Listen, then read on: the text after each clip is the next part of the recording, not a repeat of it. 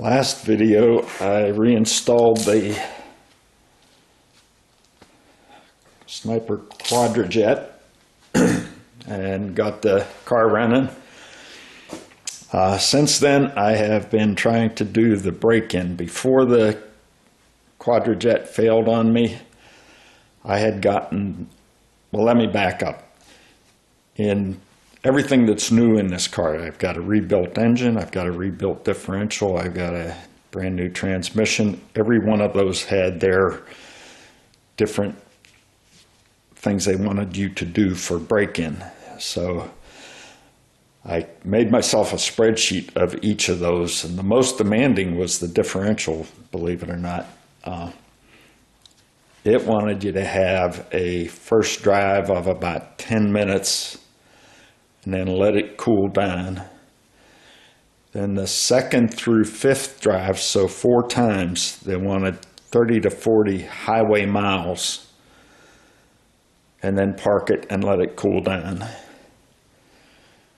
The engine wanted you to put it under a load and rev the engine up to 3,000 RPM at half throttle 3 times, and then rev it to 3,000 under full throttle 3 times on the initial drive. So I did that on the initial drive of the 30 to 40 highway miles for the differential. Well, now I've got all of that done, and I've got my first oil change done on the engine. And I need to drive 500 miles and then change the engine oil again and the differential oil again. So in the process of doing these break-in runs, I was also checking other things out, and I've found a couple of things that are not quite right.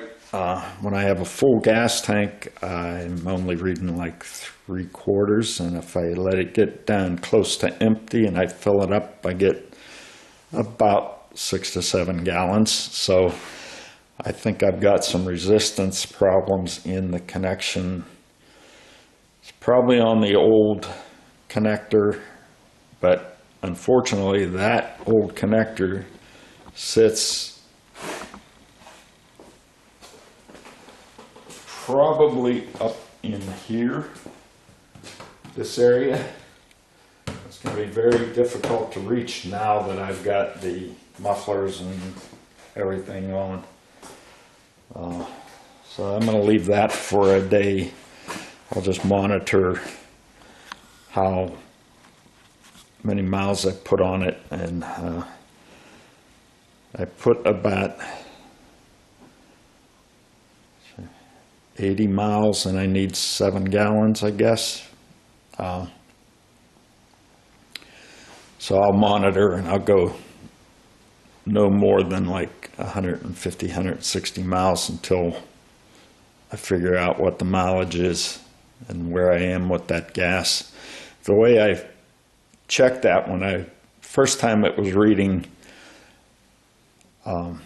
almost empty, I didn't know how much gas I had in the tank because I had dumped it in from gas cans, and I had run it a little bit to bring it up to the house and, you know, doing testing and everything.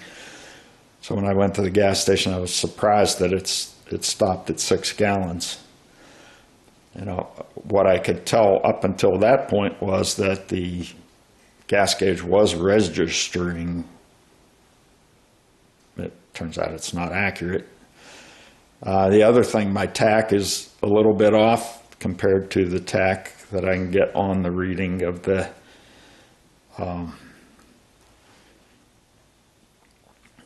Sniper handheld pad. I don't know, in order to adjust that, I got to take the dashboard out. I don't know whether I will actually do that, since I have another way of determining the RPMs. My speedometer, as compared to the GPS speedometer that I put in the dashboard is pretty accurate, within a mile or two. So that's good. But the other thing that I found is that when I turn my headlights on, my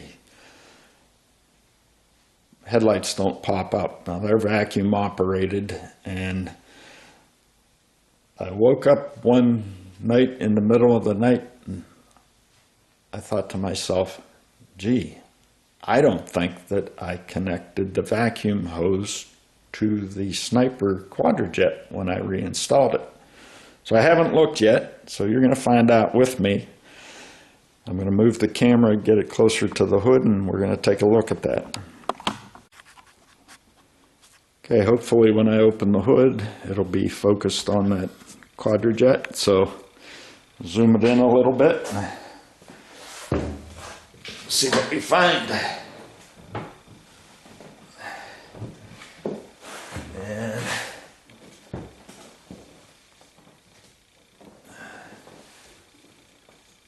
this is the hose that needs to be connected, and it is connected. Because it's not connected to the Quadrajet, it's connected to the manifold.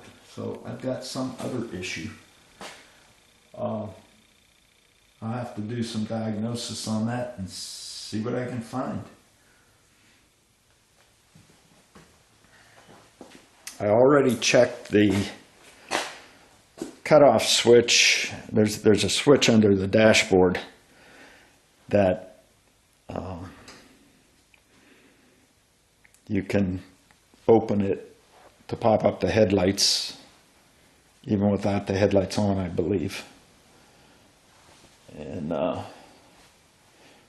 or maybe it's to keep them up when you shut off the engine. And I checked the connections of the vacuum lines there, and they are connected properly. So I'm going to have to see what I can find here. So quick visual underneath the hood. I don't see any loose connections or anything. And one of the things that I was intending to do today was to charge the air conditioner. So what I'm going to do is I'm going to move the car outside so that I can run it to charge the air conditioning unit, and I'm going to pull vacuum on it again for a half hour or so. So while it's pulling vacuum, I can do some further investigation. And then if I don't get to the headlights today, it's no big deal. I would like to get the air conditioner charged.